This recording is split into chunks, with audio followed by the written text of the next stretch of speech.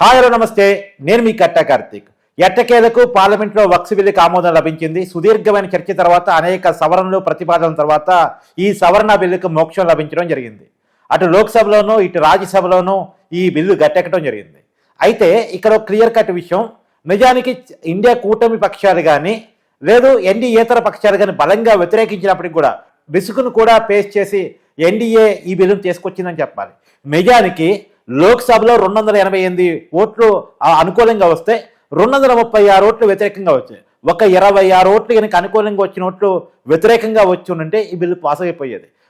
రాజ్యసభలో కూడా 95 ఓట్లు వ్యతిరేకంగా వస్తే 125 ఓట్లు అనుకూలంగా వచ్చాయి.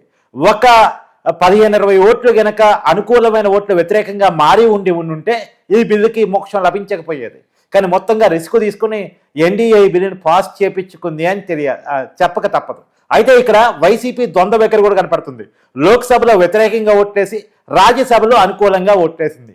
పార్టీ వైఖరి ఏంటి అన్నది పెద్ద కన్ఫ్యూజన్గా మారినటువంటి పరిస్థితి కూడా మనకు కనపడుతుంది. ఈ అన్ని విషయాల మీద బీజేపీ సీనియర్ నాయకులు రవిచంద్ర రెడ్డి గారితో మాట్లాడుకునే ప్రయత్నం మనం చేద్దాం. సార్ నమస్కారం అండి. నమస్తే కార్తిక్ గారు. రవిచంద్ర రెడ్డి గారు, వక్ఫ్ బిల్లు మీద ఎన్డీఏతర పార్టీలు కానీ ఇండియా కూటమి పార్టీలు కానీ బలంగా వ్యతిరేకించినప్పటికీ కూడా ఈ బిల్లును పట్టుకొచ్చారు. నిజంగా రిస్క్ తీసుకు పట్టుకొచ్చారని చెప్పాలి. ఎందుకు ఇంత రిస్క్ తీసుకుని మరి ఈ బిల్లును తీసుకొచ్చారు? ఈ వక్ఫ్ బోర్డ్ అమెండ్మెంట్ బిల్ ఏదైతే ఉందో కార్తిక్ గారు, ఇది దేశానికి అవసరం. ఇది ఒక మతానికి అవసరమైన విషయం కాదు.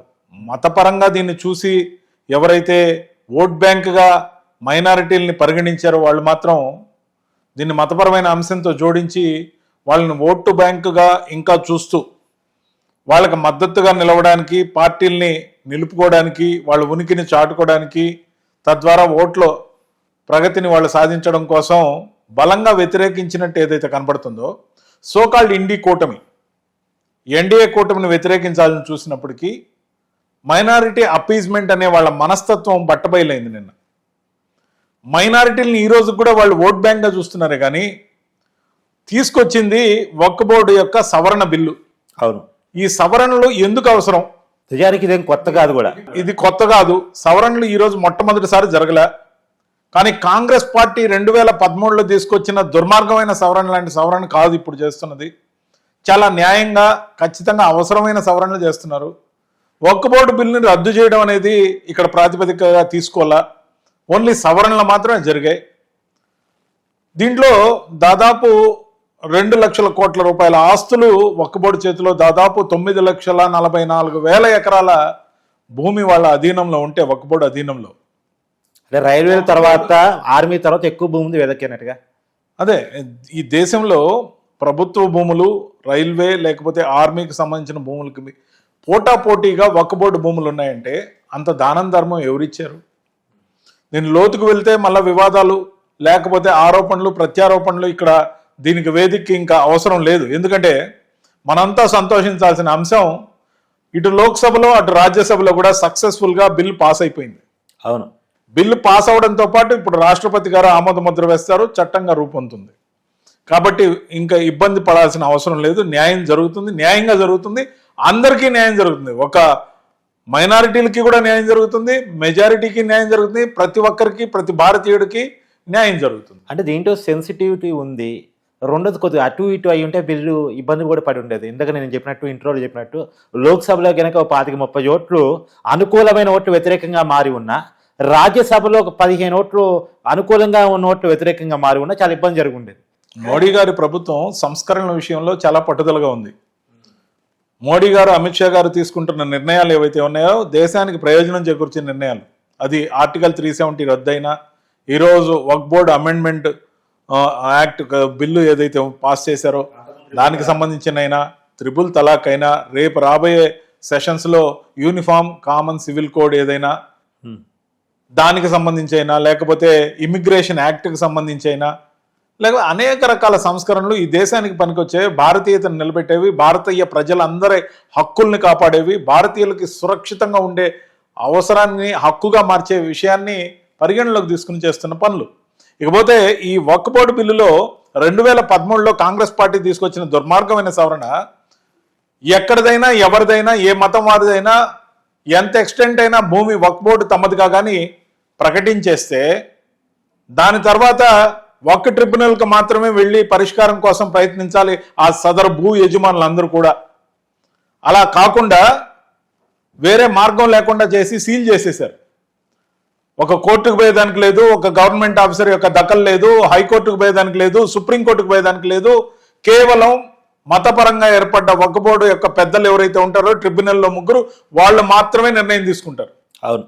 మరి ఈ రోజున కొన్ని అభ్యంతరాలు కూడా లేవనెత్తారు. చాలా సంస్కారవంతంగా లేవనెత్తినట్టు, మతపరంగా ఆలోచించినట్టు, ముస్లిం మైనారిటీల యొక్క ఓట్ బ్యాంక్ ని పరిగణలోకి తీసుకునేదానికి ఈ సోకాల్డ్ ఇండి కూటమి కానీ, ఇటు వైఎస్ఆర్సీపీ లాంటి పార్టీలు ద్వంద్వ వైఖరి కానీ, లేకపోతే అందరూ కూడా చేసిన పని ఏంటంటే ఇటు మైనారిటీ ఓటు బ్యాంక్ మాత్రం కావాలి, కానీ జాగ్రత్తగా మన రాజకీయ ప్రయోజనాలు కూడా నెరవేరాలి. ఈ కారణంలో ఏదైతే చూసారో వాళ్ళు తీసుకొచ్చిన అభ్యంతరాలు ఏంటంటే ట్రిబ్యునల్లో ముస్లిమేతరుల్ని సభ్యులుగా ఉంచకూడదు అంటారు. కానీ ట్రిబ్యునల్కి ఎప్పుడు పోతున్నారు? ఎవరిదైనా స్థలం వివాదంకి వచ్చినప్పుడు పోతున్నారు.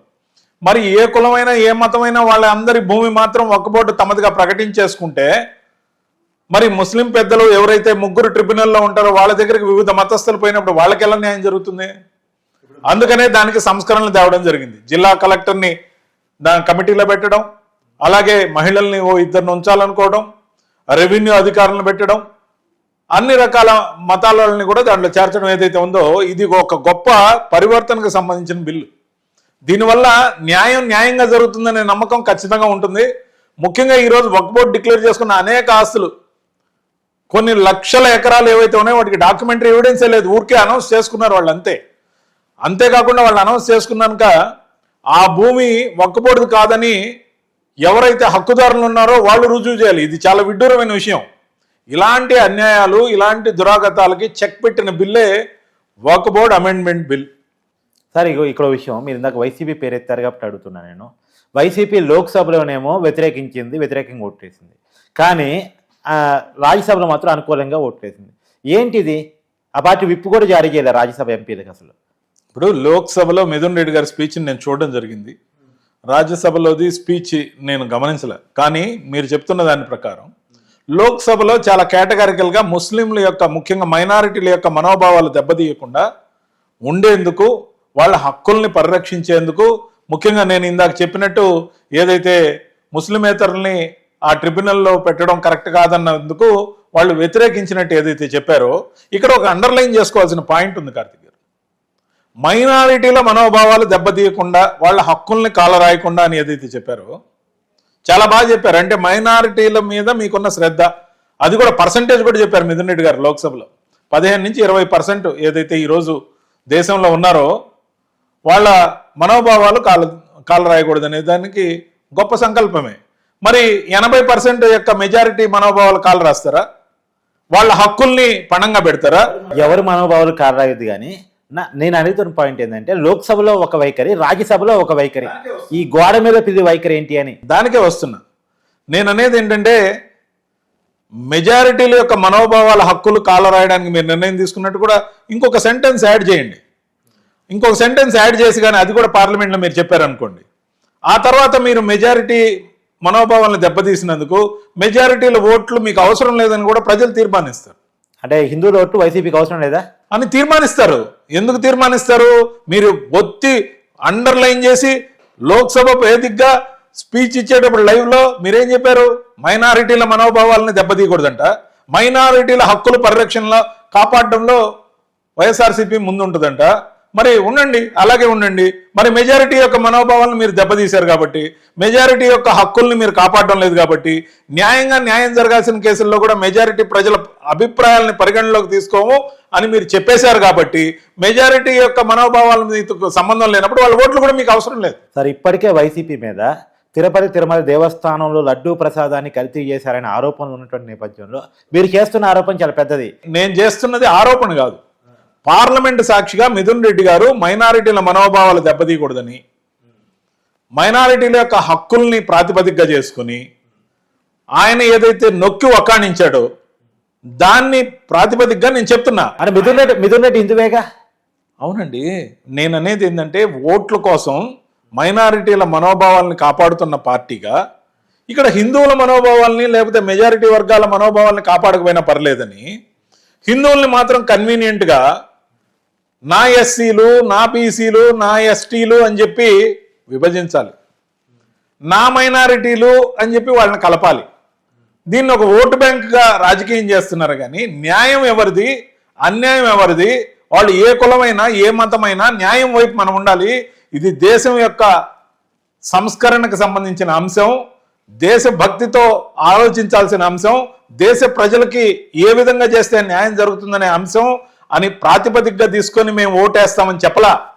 మైనారిటీల మనోభావాలు వాళ్ళకి ఇంపార్టెంట్. అంటే they want to divide the majority people in name of నా ఎస్సీలు, నా ఎస్టీలు, నా బీసీలు, నా మైనారిటీలు. So called they don't want అగ్రవర్ణాలు of Hindus and they want to divide vertically in name of నా ఎస్సీలు, నా ఎస్టీలు, నా బీసీలు. ఎందుకు కావాలండి మీకు? మీరు ఒకవైపు మెజారిటీల మనోభావాలను కాపాడడం పక్కన పెట్టి మైనారిటీల మనోభావాలకు అనుకూలంగా పార్లమెంట్లో స్పీచ్లు ఇస్తూ దీన్ని ఎవరైనా అడుగుతారనే బహుశా విప్ ఇవ్వకుండా రాజ్యసభలో ఇంకో వైఖరి తీసుకున్నట్టు కనపడుతుంది. ఇదే వైఖరి, ఇదే డోలాయమన్న పరిస్థితి వైఎస్ఆర్ కాంగ్రెస్ పార్టీకే కాదు, ఇండి కూటమిలో కొంతమందికి ఉండడంతో పాటు ఇండి కూటమిలో లీడ్ పార్టీకి ఉన్న కాంగ్రెస్ పార్టీది కూడా ఇదే వైఖరి. మీరు గమనించండి, రాహుల్ గాంధీ గారు కానీ ప్రియాంక గాంధీ గారు కానీ పార్లమెంటుల్లో ఏదన్నా ఈ బిల్లుకు సంబంధించి మాట్లాడారా? అర్ధరాత్రి 1 గంటకు వచ్చి లోక్సభలో 1 గంట అప్పుడు ఓటేసి వెళ్ళారు. సో నేను అనేది అర్ధరాత్రి ఆ విధంగా వచ్చి మరి ఇంత ప్రతిష్టాత్మకమైన బిల్లుకు సంబంధించి మీకు అబ్జెక్షన్స్ ఉంటే చెప్పాలి కదా. మీరు మైనారిటీల పరిరక్షకులు కదా, మరి మీరు మైనారిటీల పక్షం వహించి మెజారిటీల కోల్పోవడం ఇష్టం లేక రాహుల్ గాంధీ బాటలో జగన్ నడుస్తున్నాడా? ఆల్మోస్ట్ అదే కదా కనపడుతుంది.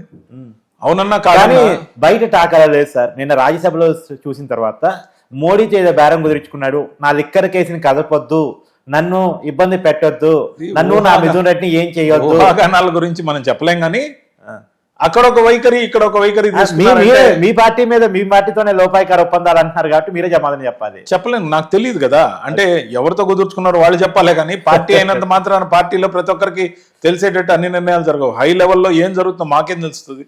మాకు విధానపరంగా తెలిసిన రోజు నిజంగా చెప్తాం.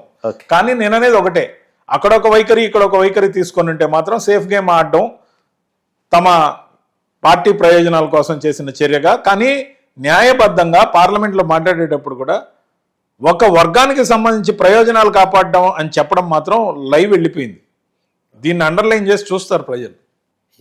Thank you sir.